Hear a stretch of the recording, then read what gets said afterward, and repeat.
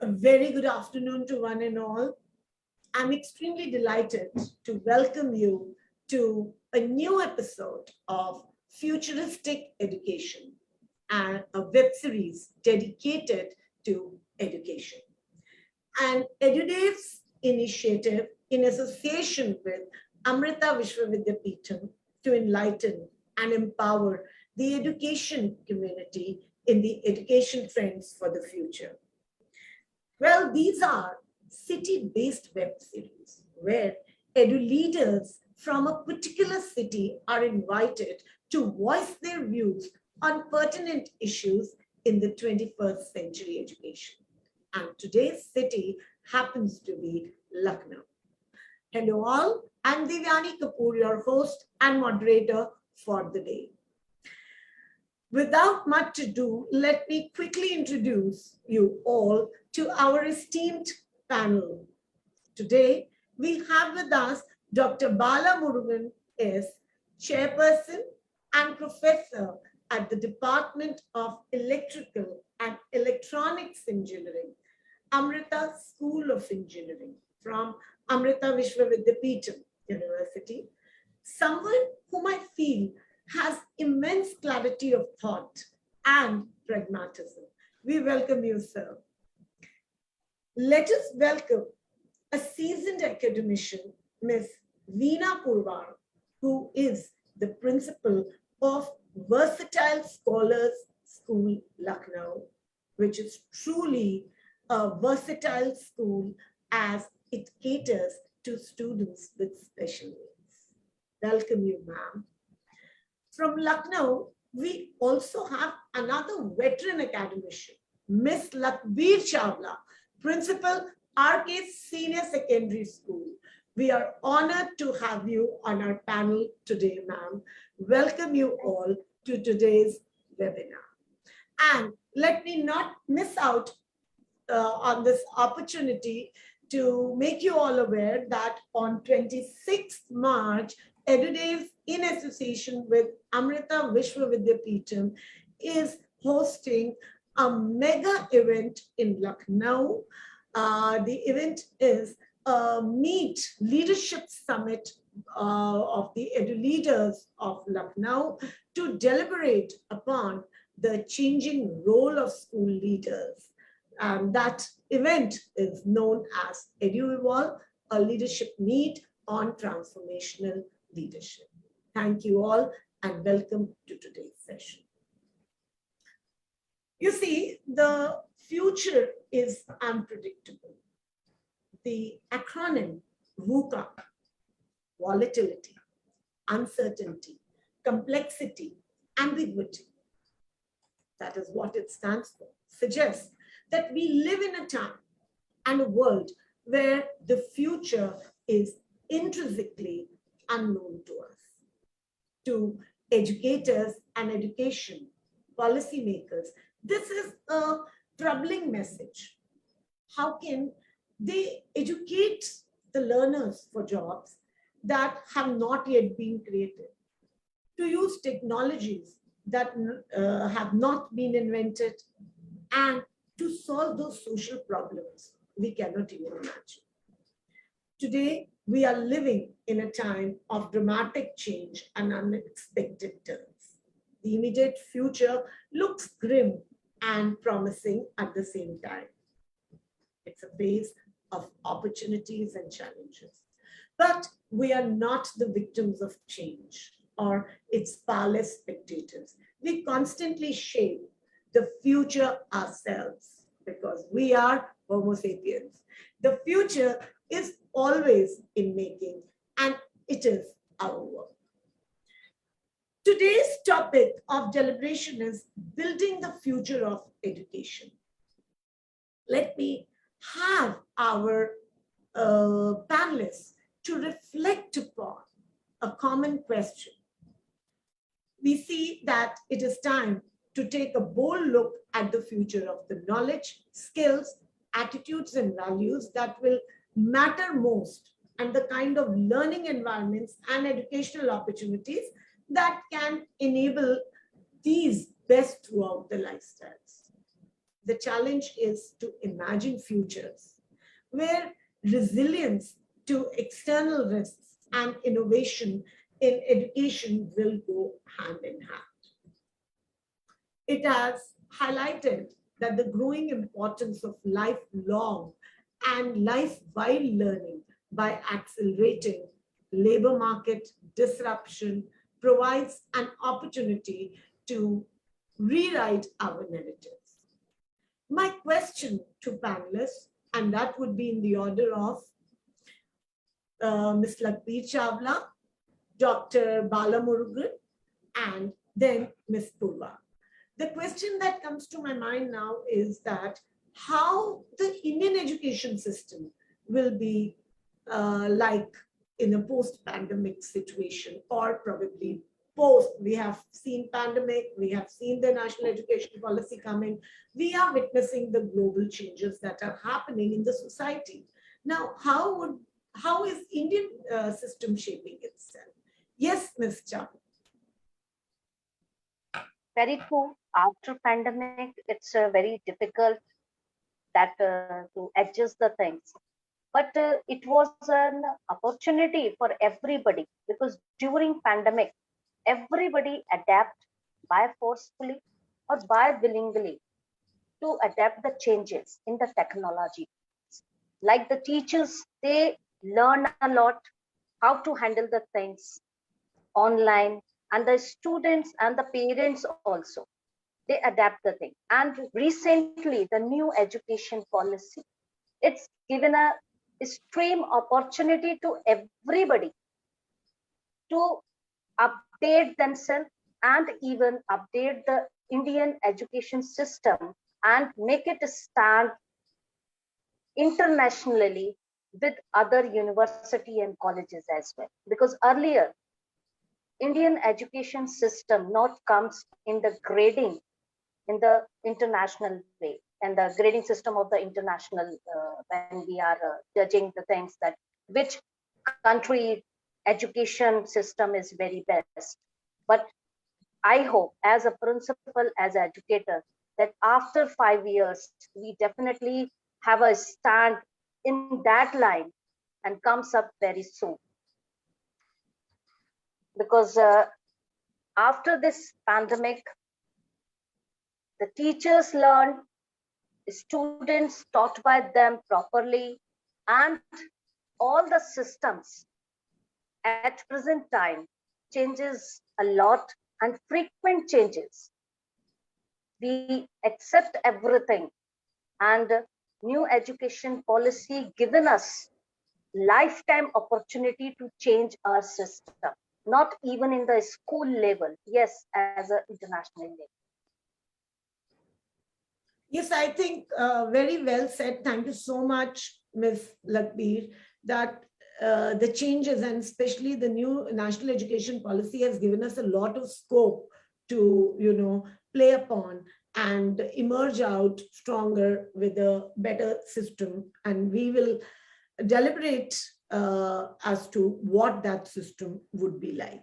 Yes, Dr. Bala Murugan, what are your views on this new world in education that has been created? Thank you, ma'am, for this opportunity. So looking into the post-pandemic situation, right? This pandemic actually, it made a major change across the stakeholders, right? I'm just seeing the educators, teachers as a separate stakeholders, and the students have a separate stakeholders. When you look it into the teaching point of view, from the teacher point of view, right, a lot of learning has happened, right? How to make use of the ICT tool, how to make use of the online content. Right? It has broken a lot of barriers, like the time. It has broken the time dimension. It has broken the human resource dimension, and all the faculty have learned how to make use of this ICT tool, and how to do the teaching in an online mode, how to do the teaching in the MOOCs platform. Right now, most of the teachers in India are into it. So that is what the major change that has happened among the teaching faculty. Among the parents or among the students are concerned, say they understood the value of the education system that happen in the school. So when they are into the pandemic situation, when the teaching happens in online mode, the stakeholders like parent or the student, they themselves, they realized the need for the school education. It not only teaches the technical or only the so-called teaching learning process. They have understood that school education is not only for that, it's also to teach them the discipline, to teach them the values, to teach them the communication and other all lifelong learning aspects, right? All those things, it comes only through the school education. That the stakeholder as a parent and the student, they realized it. And as a faculty, we have also learned to use other tools apart from their conventional classroom teaching. We came out of it. We made lot of reforms in doing, conducting the examinations in the different mode, setting up different type of question papers, using different tools, right? So that in that way, the teachers are exposed and the students are also understood the need of the school education. So the post-pandemic, the Indian education system is going to have the traditional educational system, which will be more appreciated by the parents and also by the students they themselves. And the faculties are going to use all the recent trend modern tools in their teaching part, and they are going to make this teaching process more enjoyable with more value-based thing, which will be understood by all the stakeholders of this education process. Yes, thank you so much. Very well said that, and we feel that post-pandemic, the education system is reinventing itself, and the main contributors are, or I would say the main emphasis is on technology, value, and skill set. And that is what our national education policy is also trying to bring in. Yes, Ms. Purvar, what are your views on this reincarnated education system? Very good evening. And as Lakir ma'am and Dr. Balamurgan said, there are 5 major changes I've seen. The first thing I should say, this COVID has made the children and parents realize that school education is a essential skill. Everywhere, exams nahi diya to chalta hai, school late gaye to chalta hai. Now they know nahi chalta hai. For even like a small mistake on the teacher's part in book correction, they would be like, ma'am, the teacher, see how has the teacher been careless and this is the correction. Where they needed to make one child sit on time for an hour class, the same, ma'am, bacha nahi sunta hai. They realized, yes, it's very easy to say that bacha nahi karta hai. Bacha nahi karta, you have to make them realize it's our duty as a parent, as a stakeholder, to make them understand that just getting him dressed up and sending to school is not their role. It is their role to make them understand school is necessary, right? So the child has firstly understood the importance of school education. Second thing as well, like, B.Ed. कुछ नहीं कर रहे थे ma'am, B.Ed कर दिया, घर बैठे थे, सोचा टीचिंग कर लेंगे. Now it will not work.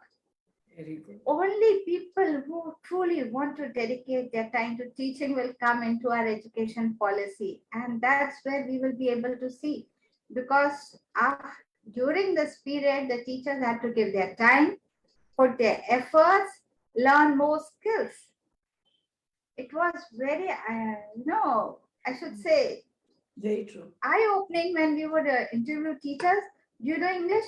बच्चों को पढ़ाने लायक इंग्लिश आती है. What is this? बच्चों को पढ़ाने लायक इंग्लिश आती है, right? So, ma'am break group ही तो है. That is the foundation. That is the crux. If that goes, shaky, how will the building come up? Small things we see everywhere. Small slogans put Sada Sach Bolo. This now everybody knew it, but the children were not ready to read it. The parents, so now it's all the stakeholders, the teachers, the educators, the parents, the child. Everybody needs to stand up for themselves and choose wisely. and be ready for new education and new morning. I would say that. Thank you so much. So well said. And I've always discussed this issue about, teaching being people who are in education, teaching being their second or the third choice, or probably they walked into teaching because they felt that it was going to, create a work-life balance in their life. So that now whoever wants to be a teacher will have to be passionate towards teaching, because educators, it wouldn't be as cakewalk, it wouldn't be a chalk and talk thing anymore. Very well said. And secondly, again, I relate to when you said that school is very important. And parents got an insight into what goes, how much of effort is being put in by the school, the management, the principals, and the educators to shape up a personality of the child. So that's really, thank you so much. We'll keep listening to more of your thoughts. I have another question for you, Ms. Purvar. And this is like, according to the expectations of class 12 student, I was speaking to that child a few days back. And I was very surprised when I heard a class 12 student say that, ma'am, education is not just about, textbooks anymore. It is about growing physically, mentally, and emotionally. And I was having this conversation. Of course, the child was from a progressive school, and I felt very good. And he said the objective of education is to provide students with opportunities to acquire skills and values to become better human beings. And suddenly, he had come to me for some kind of internships. So I was very happy that the children have this kind of a horizon. They are thinking in those terms. My question to you is, how should the schools now move ahead in terms of planning and implementation and incorporating, these above said factors, that things like academic excellence, health consciousness, social emotional learning, experiential learning, environmental sensitivity, all these have suddenly acquired immense importance. How will, as a school, respond to this?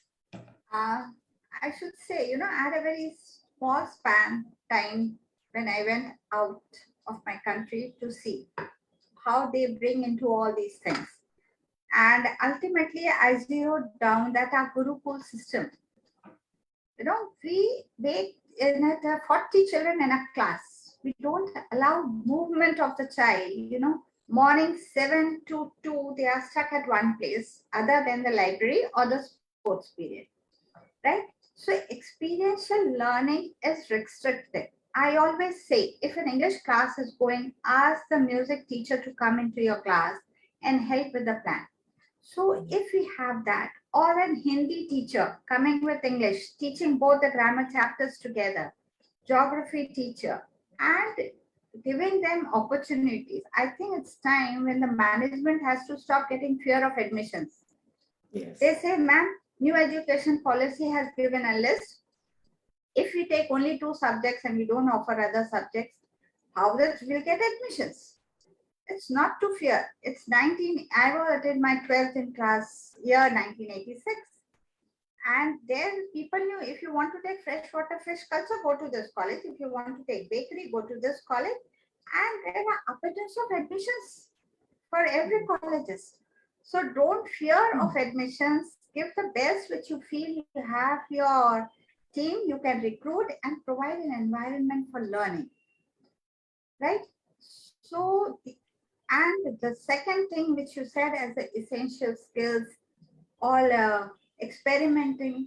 So until you allow them to move from one place to another, until you give them the permission to ask questions, this learning will be restricted. So the teachers need to understand, you may not have the answer to the questions. We are all human. Nobody has the answers. But don't restrict child from asking questions. Let them ask questions. Tell them, I'll get back to you. and let them explore courses. It's not a degree only. Diplomas are very good. They are of the same time. And I have been going through the new education policy. The major change brought is in the degree courses, right? So now our children are getting, like for me, I'll speak. I was very reluctant to the mobile and using of technology. And my son would sit and say, Mama, when will you learn how to do Zoom properly? How would you learn? Right? Because we never learned computers. And while teaching him, I did my CIC, that is Certificate in Computers. Then I did PDCA, that is Postgraduate Diploma in Computers. And I did MCA. So learning should never stop, I think. And we should be open. If we are open to learning, and now the children have become aware. As you said, children are getting aware about and they speak. So now we will not be hearing any more from the children कि 12th तक के पढ़ाई काम में नहीं आती है. It is that where till 12th you will lay your foundation and be ready for your graduation. So it's a very welcome change. And as an education stakeholders, I think it's our turn to open up arms to the new things that is on a palette, I should say. Well said, ma'am. I think you've just hit the bullseye when you said that, and that's the crux of even the policy, that this century would require the bigger change would be an interdisciplinary approach in teaching learning, as you said, that it just can't be subject compartmentalization has to be, done away with, and there has to be a smooth flow of disciplines. That is what is going to be important. And second, as you said, that curiosity, let satiate the students with their, satiate their appetite with their questions and curiosities. And very rightly, when you're talking about that, why to restrict movement? Let them grow, let them explore, let them go beyond the textbooks, let them go beyond the classrooms. So the heads and the educators and the leaders in the school will have to understand that teaching, learning should not remain the way it was, I would say, to put it more practically, pre-pandemic. And lastly, you said, as I would just wind it up, that breaking the stereotypes, that is what you said. Thank you so much. We'll come back to you again, ma'am. My next question is to Ms. Lakhbir Chawla. You see, ma'am, we have progressed with time, and how are we still not been able to move away from the chalk and talk somewhere, still that it holds on to us. According to a mathematics teacher, when I write and I just prepare for my webinar, I reflect to what has happened and what conversations I've had. The students need to be shown, practical applications of the concepts. But when I look at it, to my mind, the maths teachers still are solving the steps and formulas and problems through, more emphasis on steps. We need to show why it works and applications. My question is, how can the school leaders, in fact, or a principal, usher the school educators and school in a way where the students learn practical applications? Say, if you're talking about a K-12. Before that, lots can happen, but K-12, if you're talking about. Very valid question, ma'am. And definitely before pandemic as well, the tradition of the teaching of the maths teacher through the board and all, and even till now, everybody, I think they are in a trouble to make teachers understand that the maths is the subject which required so much practical, not like a science. But yes, if K-12 students we are talking about, these students really need to know where to use 10 by, because they don't know where to use. And they question us that, okay, teacher is teaching us, this is the topic, we are friction we are using, but in the life, where we are using the frictions. And even the ratio, when they take out some ratio, they are asking to the teacher, sir, can you please tell us that the ratio in a normalized life, how we can utilize this? So now after the post pandemic, I've said that some of the teacher of maths, they started learning so many things. They started in between the students, they start giving them a practical, like for the friction, they divided the class and then after tell, okay, you can use the friction in this way. In the science also, not in the science, if you are doing some work for the school program, where to use the maths equations, if you are controlling something, if you are arranging something, then also you can utilize your maths knowledge in it. But yes, it is really tough for the teachers, those who just believe for the tradition studies only, to give the traditional way. And in the science teacher, I would like to say they grown a lot, they learn a lot from the starting. They are using their practical.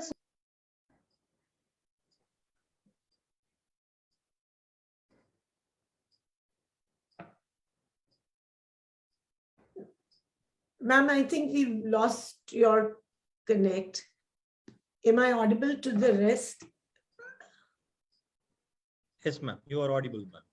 Yeah, yeah. So maybe Dr. Balamurgan, if you can reflect on this, because this is, if we are talking about practical application of, mathematics, I feel a lot will depend, our teaching patterns will depend upon our assessment pattern. So assessment, so before I come to your next question, could you just fill this gap that how this practical application, especially integrated, especially for the K-12 schools? Okay. So when we teach a concept, whether it is from the science background or it is from the mathematics background, whatever it is, right? We just look into the level of taxonomy, what we are going to achieve through that. So we should not stop at the understanding level or something. So when we expose the students to apply on the practical part, right? If they work with some practical systems, if they are working, if they are trying to solve a mathematical problem on a practical situations, or if they are going to learn science in the laboratory using some setup, then that itself will take them directly to the apply level. It will not just enter into that mindset of the students only at the remembering something or understanding something. It will naturally take them into the next level of taxonomy, something like they will be ready to analyze something. It will not stop at the application level. When they do something on a practical system, when they try something in the laboratory, whether it is a science or mathematics on a practical thing, then that itself will make them to think about why it is coming like this. If I do this kind of thing, what will happen to that? Like that, they will start analyzing it. So when you are making the student to think about it, when you are making the students to analyze about it, naturally that thought process itself will take them into the design level. So that practical exposure, making the students to work on a practical problems, or making the students to get into the laboratory, teaching the concept with a practical setup, small laboratory setup. With that, if you are going to teach a concept to the student, then we just introduce it to the student. That's all. The students themselves will take care of it. It is easy for them to take it to the next level, even up to the design level. So, for reaching the higher level of taxonomy, right? Only this practical approach will definitely work out. That will easily make the students in future. It will make them a more contributor. It will make them to be a more innovative student. They will be developing more technical solutions to the societal problem. That can happen only if you do the laboratory-based teaching. So that should be That's how we have to introduce the concept, whether it is from mathematics background or from the science background. That is how the concept has to be taught to the student. Very true. I think this would require two things. Correct me if I'm wrong, because what I gauge from what you're saying, one is we'll have to redesign the curriculums, redesign assessments, and maybe reduce the classroom periods and increase the lab periods where they get a lot of hands-on exposures and they are able to, work towards application-based aspects. So that is what is going to bring in a change. We'll remain with Dr. Balamurugan, and I would like also to ask you that, that post-pandemic, we will be experiencing more high, because now we've tasted the online and offline. So, getting onto the hybrid teaching learning method will gradually become, the order of the day. And children have been confined to their homes for a very, very long time. And you see, hence learning activities focused on maybe screen. Somewhere they were just interacting with screen, where the effort is to try and bring all, because schools also started value education and assemblies and other things. But at the end of the day, everything was virtual. Now, what, according to you, the school leaders should take steps to incorporate the social and communication skill development programs into this new structure? Of course, we know education policy is talking about it, but could you just give us some practical 2-3 steps which school leaders could take? Okay. I'm just taking your question in two different aspects. One is on how we are going to give a social value to the student, what kind of pedagogy or what kind of structural thing we can include into our teaching learning process to embed social values has to be added into the system. And second part is the communication skill. That's how I understood your question. So for these two aspects, whether it is a social values or communication skill, the change should happen at both levels. One is at the leadership level who are handling the entire system, right? And another one thing should happen at the teacher level. So social values, right, or communication, whatever it is, that is maybe that is the very important need for the country, right? So school teaching is not just for academic excellence. So that's what I told at the beginning of my discussion itself. Today, the parents have realized, the students, they themselves have realized only academic excellence is not enough. They want to be a socially very good human beings. That the stakeholders, they have realized it during this pandemic period. So they are ready to get into those kind of aspects when we are going to teach them on the social values. So generally what we do here is we take our students on a Saturday or a Sunday, we take them to the local communities, right? We basically we are from the engineering discipline, but still we take them to the local communities. So our students, they used to interact with those people. And when we go and interact with them, they will understand the lifestyle of those people also, and how much sophisticated life they are getting through their parents. They will realize it. Apart from that, they are also understanding their problems, and it's not stopping at understanding their problems level. They are also feeling to contribute something to that society.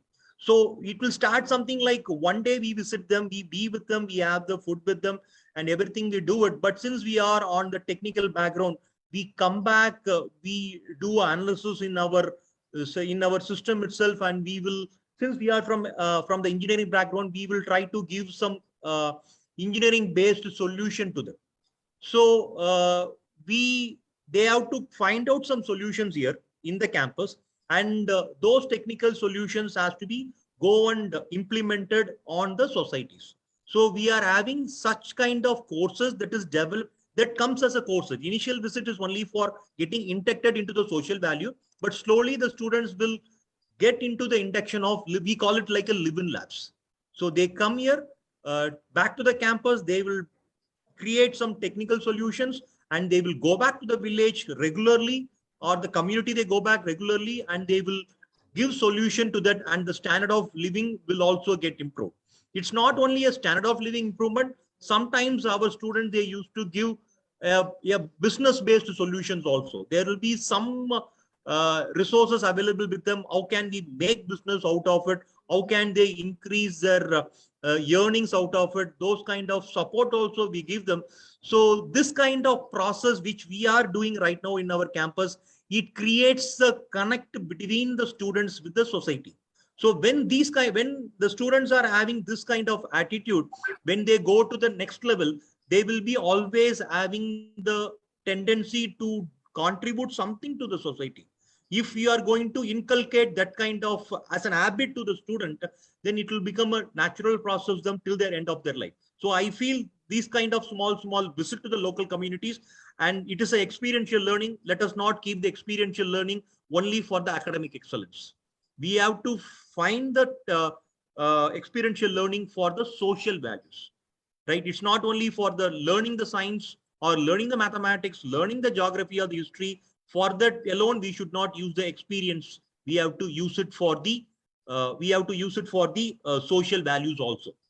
And coming to the communication part is very important. And because when they go to the next level for their higher education, at the graduate level or at the postgraduate level, they can be very good in the technical part or the academic part. But if they fail to communicate the things within a short duration of time, if they fail to create an impact in a short duration, then though they are having a very good grade, A grade or A plus grade, though they are having a very good marks with them, it won't work out. So in every classes, we have to bring in some pedagogies. We have to create lot of discussions based on the type of course. We have to make the students to discuss among themselves. It can be on the technical concept, or it can be a general discussion should happen. And the teacher can be a mentor for those discussions. Maybe at higher secondary level, the students can be asked to make some presentations, and the other students can be asked to discuss with them. We have to encourage them asking more questions, make more discussion, so that the taxonomy will also go to the more discussing, analyzing level. That will not only increase their technical knowledge, it also increase the communication. So communication skill, embedding them into the students, it has to happen at all the classrooms, right? The teachers has to take care of it. And the social thing, visiting to the community and how to connect the students out of the classrooms with the society, that has to be taken care by the top level leaders. I think these two aspects can support us to move forward in social values and communication. Yes, I think very apt, because when you said that, again, both these things, social and communication, they cannot be taught as, lessons in the classroom. They have to be one that has to be a very continuous process. As you said, that you take your engineering students out for community outreach. It also helps children or students or youth to get a sense of accountability and ownership towards the community they are interacting with, or society by and large. So it is recommended that every school should ensure that every child undergoes some kind of a community outreach program. And second, as you said, that communication a lot depends upon the educators to ensure that the last child of their class also participates actively in their class. Normally what happens is, because of the paucity of time, because of the pressure of the transacting the curriculum, what we as educators do is we just let the creamy layer participate. I don't know, that is a very a natural outcome of the situation. But we need to consciously ensure that communication, let parents not put their children to communication classes, personality development classes.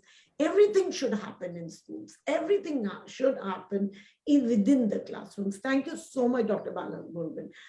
I will now move on to Ms. Lakbir Chawla. And let me tell our audience, we are talking about future of education. And we are discussing the various aspects. Of course, there are immense, but here in 1 hour, we are trying to touch base upon some of the pertinent topics under this. My question to you, Ms. Lakbir Chawla, it is that, to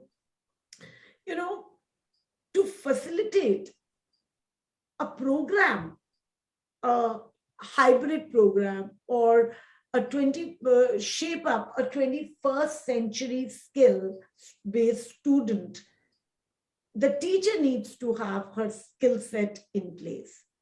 Now, do you think there is a lot of emphasis by NEP on teacher training? And do you think these trainings will help the school in minimizing the gap in education system? What kind should they be? And how should they be placed? Because during these vacations, I was interacting with so many principals, and they said, no, we have a training, we have a training. Teachers were teaching and then undergoing training. So sometimes I also got to know that they were working, they had joined the link, but they were doing their own work. So how should we create a very, very holistic kind of a system? I think I'm audible, Ram. Yes, Ms. Chawla, yes, you are audible. Okay. Actually, ma'am, before I'm talking about the teachers training, the benefits, I do want to tell you that as a leader at present time, we have to have that how to create a successful hybrid learning environment, because this is the major target for ourselves. And first of all, as a leaders, we have to set our semester goals. Like at present, the system has been changed. Now it's a semester wise, right? So when we plan for to accomplish with hybrid classes by setting a long-term and short-term goals, we have to inculcate in our teachers and adapt them by them the things, the new policy. They should adapt and understand what is the main target, right? And we have to determine these goals and their corresponding assessment and work backward to structure the rest of our courses, because we have to map it out first, that how to take all the hybrid classes and learning environment in the school step by step. And the teachers training at present, why we required to train our teacher, because if the system has been changed, the policy has been changed, then definitely our teachers need to change their teaching qualities, their teaching methodology. That is the reason we have to give the training to our teachers to understand the basic of the national policy and even the new topics, and how to train our little kids of the futurists. Because in the new courses, what we have seen, the objectives are best, and it should be totally based upon the activities, because we as an educator, we have to see the skill future, because this person who didn't have any skill, they can't survive. Because earlier parents are thinking for the engineer, for the doctor only, but as of now we have so many ways. So for that, and even these online classes, online courses, online training sessions, it gives a best benefit for the teachers who are handling with the little kids, even the senior as well. So these training definitely create a very good environment. And if we are keeping training basis and we are keep giving the training to our teachers, it gives the benefit, and gradually it gives changes into their teaching methods. And definitely, as we are in hybrid learning, we can say to just start our plan to do it like so. I have to say that for this, we are not too afraid about, because some of the teachers, some of the educators are very afraid about towards the training as well, that so many trainings are going on, then teaching, then training, then again teaching, then assessments. But yes, these training at last give us a and show us the changes, the big changes in our education system.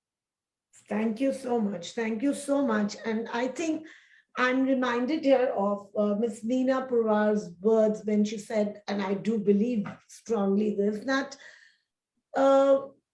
now the scenario will be very different. Only those people who are really passionate about teaching will be the ones who will be able to sustain themselves in education. And training becomes very important from the point of view, number one, that of course the skills and the way we are talking about a hybrid model where technology becomes a very big enabler, but also with newer subjects and new being introduced in the new world order, like your data science, machine learning, coding, computational thinking, artificial intelligence. So the teachers, they may like it or they may not like it. If they have to keep up pace with the ever-changing world, and if they have to stand tall in front of their students, they have to constantly upgrade themselves, upskill themselves, and reskill themselves. Thank you so much, ma'am. My next question is to Ms. Veena Purvar. Ma'am, with the reopening of the schools now the schools are being reopened, do you think the schools and educators are prepared enough to cater to this newer environment? And I'm not just talking about wearing a mask, sanitizing, I'm actually talking from the view of suddenly post-pandemic, things have changed. The pedagogical aspects have changed. The whole way of looking at the teaching learning process has changed. What are your suggestions to make the schools future ready under these circumstances?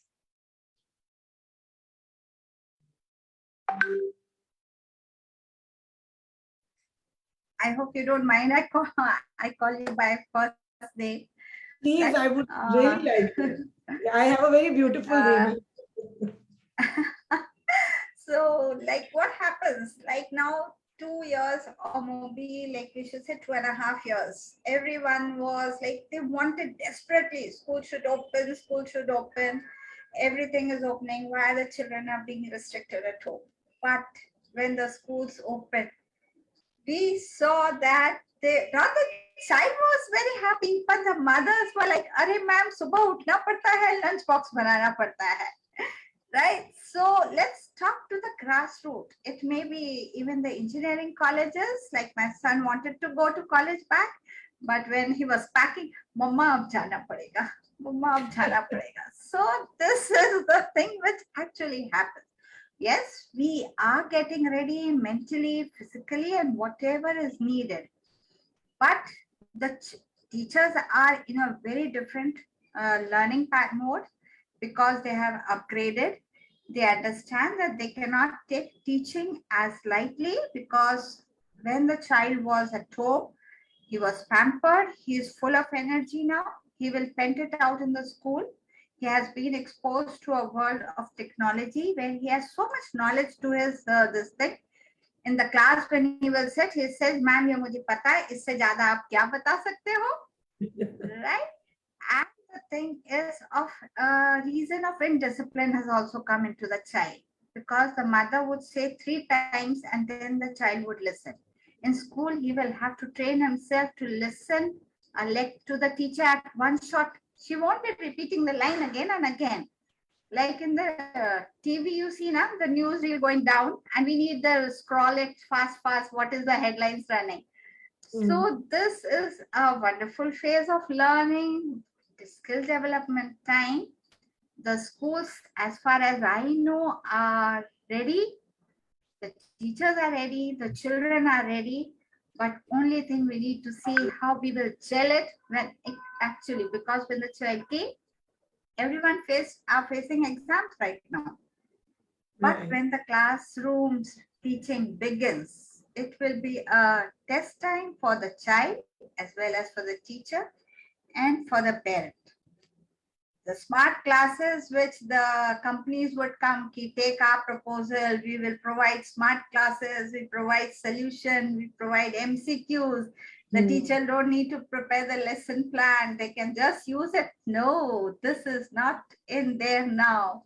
We need to keep ourselves updated, we need to keep ourselves ready for the new, coming up daily visual challenges in education.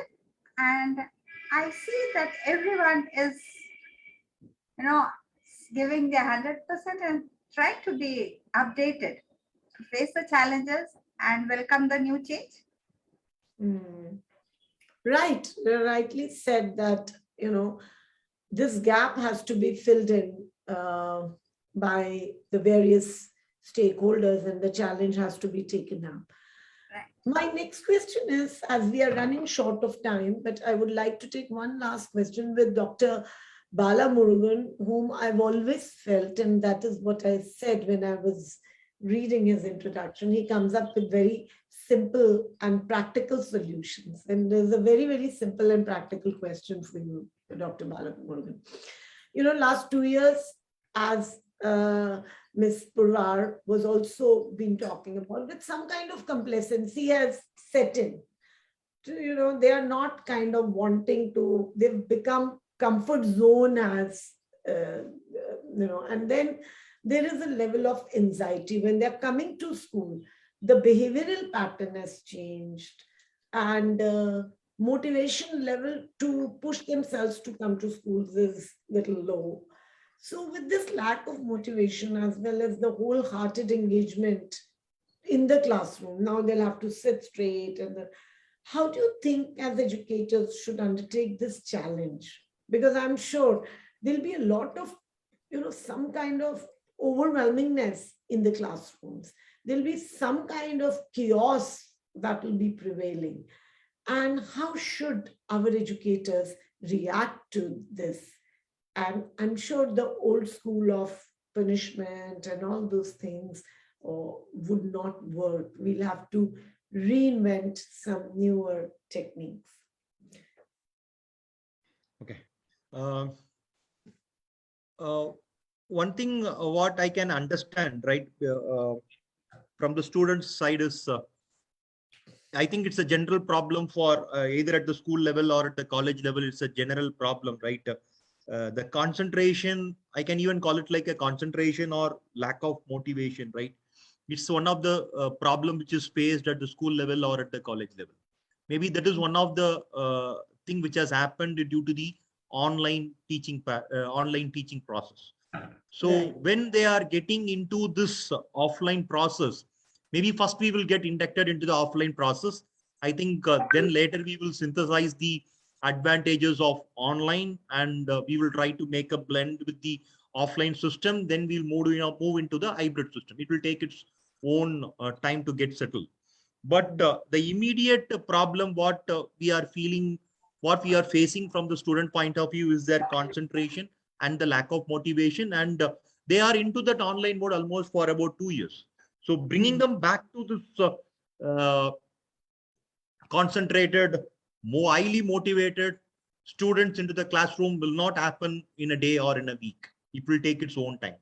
So that part we should accept it, and slowly only that change will happen. It won't happen on few days it is not going to happen. It may take a semester, or it may take few months to bring those students back to into the original concentrations, right? So this it completely lies in the faculty part of, in the faculty point. So they have to be find out a mechanism. Maybe they have to be little bit find out the way how they can make the students to get engaged in the classroom. So it should not be just a delivery part in the classroom. They have to find out a pedagogical way how to make the student to get engaged in the teaching learning practice. So once again, actually this, why they moved from the regular routine to this lack of concentration or the motivation, why it happened is that more interaction it didn't happen, right? It's almost like a one-way teaching. That is what has happened in the online, because we didn't, it's not so easy for us to interact and make the students to get engaged into the teaching learning practice. That didn't happen more successfully in the online platform because that is new to us. So since they are into the class, we have to make the students to get engaged. So the pedagogical initiatives, whatever we are bringing into the classroom, right, it has to engage the students. So if you are going to make the students to get engaged into that concept, slowly that getting back to the original motivation, getting back to the original concentration, or we can even improve their concentration also on the motivation if we engage them. So the pedagogy is engaging all the students to get it participated into that pedagogy. That is the only solution, what I feel, which will help us to make the students to get into our regular process. Thank you so much, sir. I would also like to hear Ms. Lakhbir Chawla's views on that as a principal. Like, what are you kind of, I'm sure you must be facing this problem now that the children are coming back to the school. There is so much of enthusiasm, or probably with some, there's so lack of motivation, there is level of indiscipline. So what are you doing? How are you, trying to incorporate this change in your schools? And at present, I'll tell that the students, those who are coming to school regularly, first of all, they are very emotionally weak. And even they don't know how to cooperate, how to talk with others, because adjustment level is they were lacking during the pandemic time. At present, teachers, when they are asking them something, they are very short tempered. Definitely, for the emotionally they are weak, so that's why they are a short tempered. So handling with the kids, it's really Mm. very difficult at present time, because Mm. with the students we are counsel the parents as well, because after long time when the students start coming to school, parents are keep complaining, ma'am, after the school they are not listening to us, and I don't know how they are the teachers are handling in the school now. This is going on and that is going on at home. They are doing all the time. They want to play on the mobile and everything. They are used to play games. So, and this situation definitely it cannot be changed in one night. We can gradually make them understand that at present when you are come into a physical life, physical world, then definitely you have to, yeah, my teachers are giving them a very emotional support to every child. And in this notion I said that an educator as a knowledge holder who impart wisdom to their people is no longer fit for the purpose of 21st century education. At Yeah. present time, all the teachers, I would say that the student required to be creative. They should be strong in communication, collaboration, alongside empathy, emotional intelligence, so many things. But as a teacher, it's really very big challenge to make them comes in a normal routine, normal life. And little ones, I would say till class 6, these students are really very happy to come to school, but that after 6 to 12 students, they are not at all happy to come to school. Reason that they comes lazy, Mm. In the during online classes, they don't open their videos, so we don't know that they are listening to the teachers, they are understanding the chapter the teachers are teaching. And even the parents, they says ki, okay ma'am, they are opening their phone and they says they are attending the classes, but result was zero. So Mm. these students require too much support, not from only the teacher side, from the parent sides itself. Parents are be relaxed when the students are in the school, but then after, again, now the parents are saying that ma'am, the students, whenever you have declared the holiday, the students create a nuisance in the home. They don't kindly open the school continuously, don't give us a holiday. I do want to send my ward to the school continuously. But this situation for the students, I think it will take only a month more, and then students comes in a normal life. But as an educator for myself, because I learned a lot things during this pandemic, to handle the mobiles and technology, it was really very difficult. But earlier it was very easy for the kids. We will say that yes, our kids are more knowledgeable in the technology. But now after the pandemic, I would say no, the gurus are always gurus. Now they are more knowledgeable than the kids, because after so many changes, not only the assessment, not only the teaching side, and in every aspect we learned a lot. And at present time also we are facing so other challenges, like students don't have a good habit, even fooding. They don't have to carry their tiffins with them. This is, ma'am, kindly allow us for the canteen so that we can go and purchase, because at home during pandemic also they did so much time fast food, they called online and buy Swiggy and Zomato and all things. Mothers don't want to cook food, they are not interested at all. And even the level of health of the students was decreased during these 2 years, a long years we can say. At present, the students' stamina is very low. In the assembly, they even don't have a stamina to stand 10 minutes. They get faint, because these problems comes after this pandemic we faces. And at present also we are in this phase to make parents understand that kindly take care of your child properly, their health issue, because if health is not good, then definitely it's not good for their education also, because they Right. can't learn from anything. Thank you so much. I think these are the problems that we are facing. And together, as educators, edu leaders, parents, we all have to fight this out. Thank you so much for being with us. We have a question from the audience, and normally we encourage our participants who register with us to post their queries or any question, which we then address to our panelists to hear out their seasoned advice. So the question of today is by Mr. Arun Varna Pandey, and he says that with reference to practical application, why do we restrict only to science and maths? Even in social studies and history, the developments are a result of certain changes in environment. And why not try to trace the reasons for the development of the situations and solutions? Very well said, Mr. Arun. We shall address your question to our esteemed panelists. I'll ask first, but very briefly, dear panelists, as we have already exceeded the time, I would first ask Dr. Balamurugan to answer this question briefly. The question is in the chat box as well. Yes, sir. Yes, ma'am. Yes, ma'am.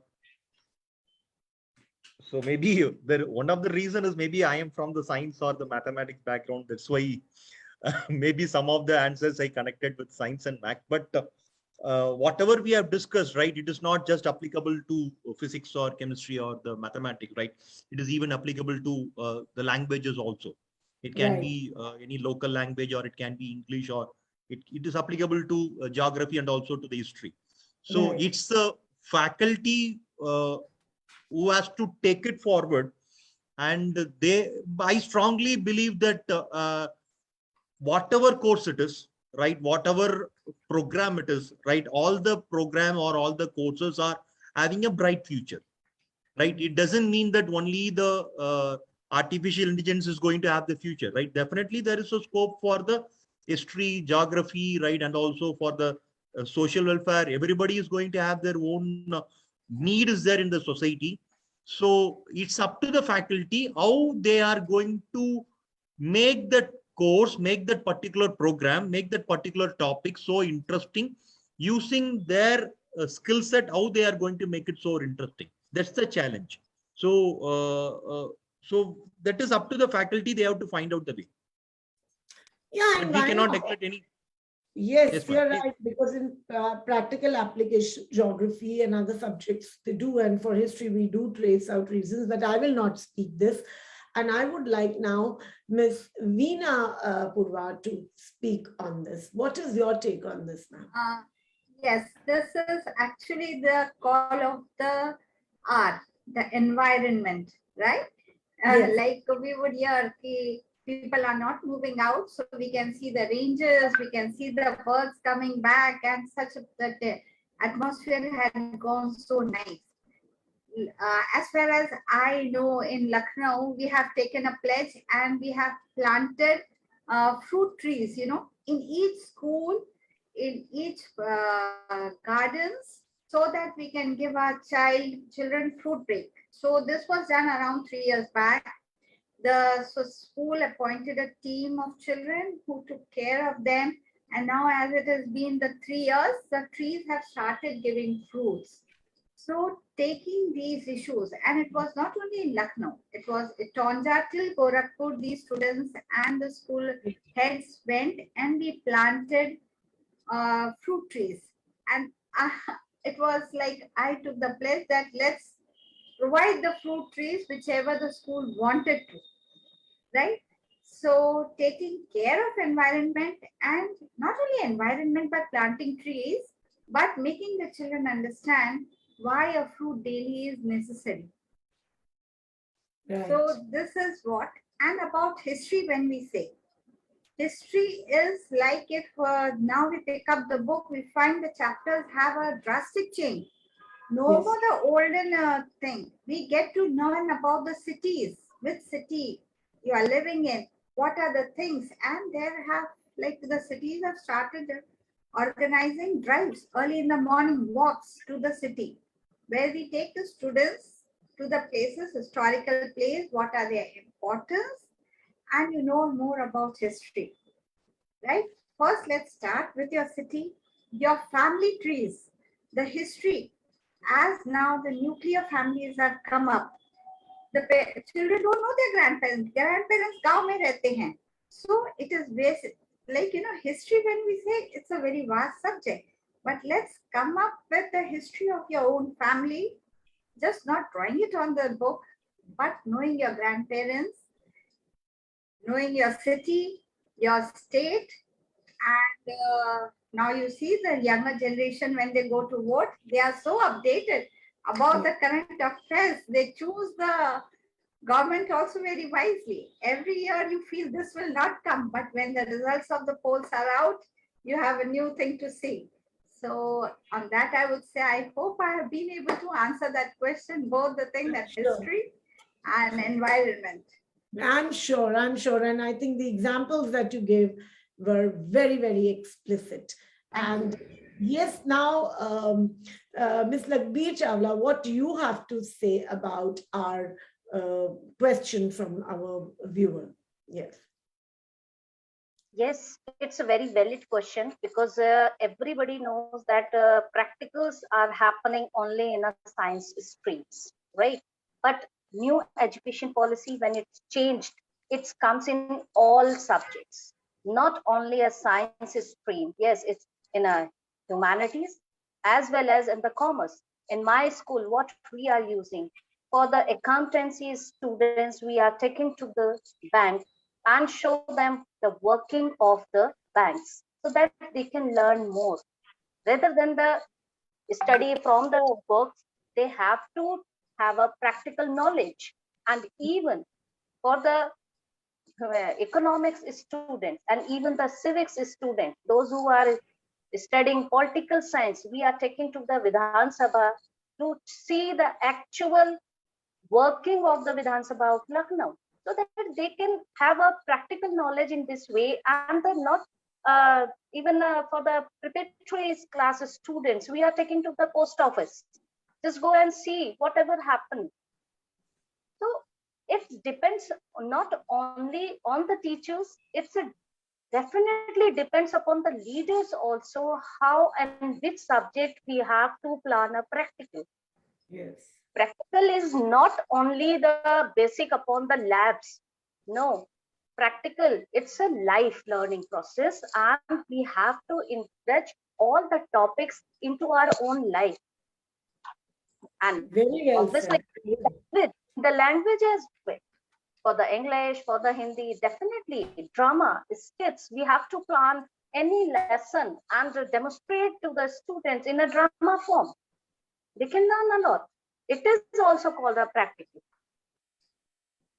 Yes, I think it's very well said, because it is not just about labs. It is also about learning, experiential learning. And the whole idea, when you talk about history, the whole idea is to learn from the past developments. And yes, the history, how it is being now dished out to the students is completely changed. It's no more about the lives of the kings and queens, and it's no more about the dates and events. It's about the process that shaped that particular age's history and what impact would it have on the future generations, so that, you know, we learn our lessons, whether they were good or bad. And when it comes to, as all our panelists said, that civics and geography, and now even sustainability has become so important. Everywhere there is so much of talk on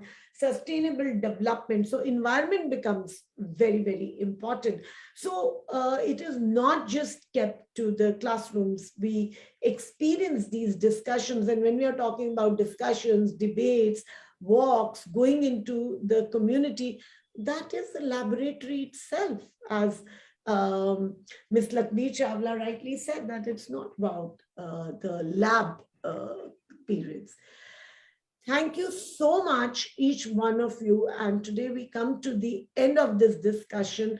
The topic is such that we could spend hours and hours on, you know, trying to deliberate upon what would the future education be like, because all of us are so enthused with the ideas and newer ways to create a system which is so robust, a system which is so foolproof, which leads to a shaping of a personality which is holistic and a 21st century compassionate citizen that we are able to shape.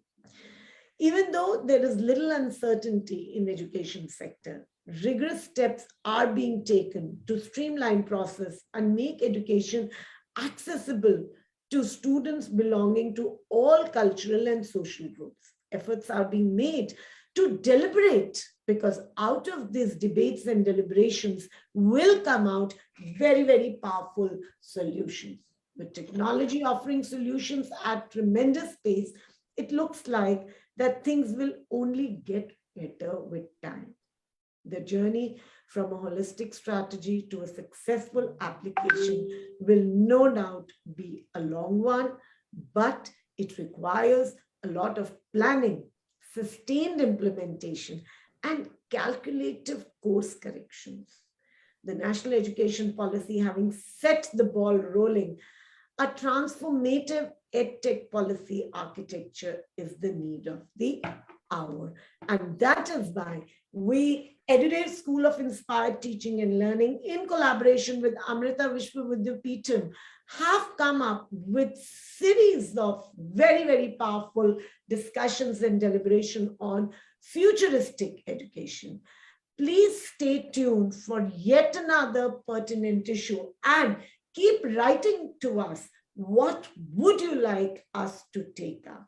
Thank you so much, our esteemed panelists. Thank you so much for gracing the panel. But before you leave, I would like you to speak one last statement of yours as the closing statement for for the future of education.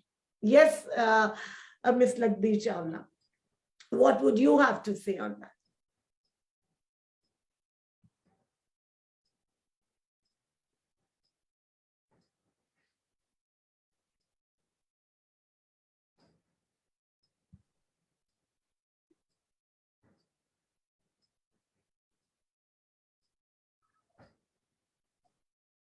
I think ma'am is facing some connectivity issues. Meanwhile, we could have Dr. Balamurugan to speak the opening and his last, one statement on this episode today. Yes, Dr. Balamurugan. Okay. So, coming to this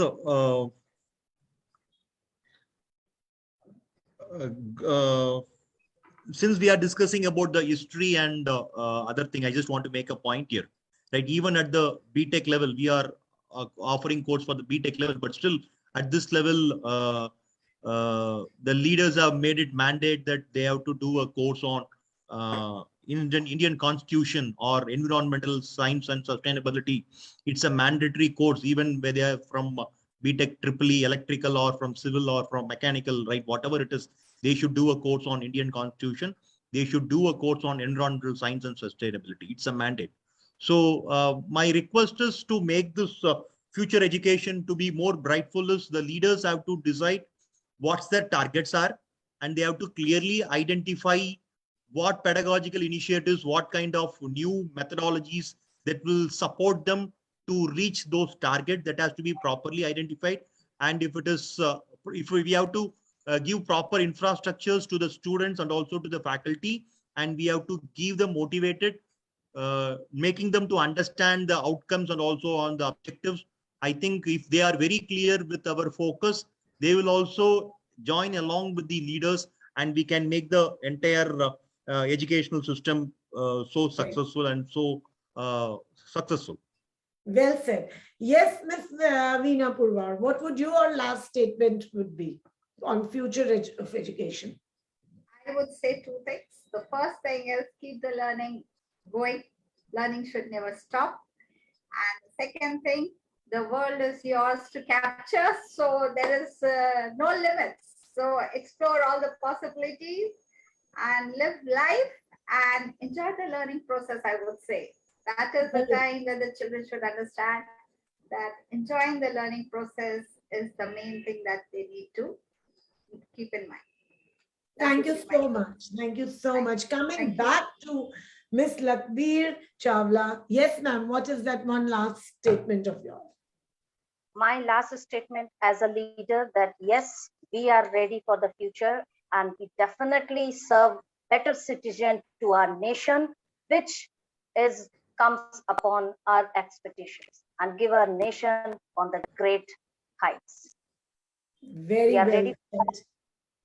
Great, ma'am. Thank you so much. And I would, before closing, say that adopt and adapt and be the change that you wish to see.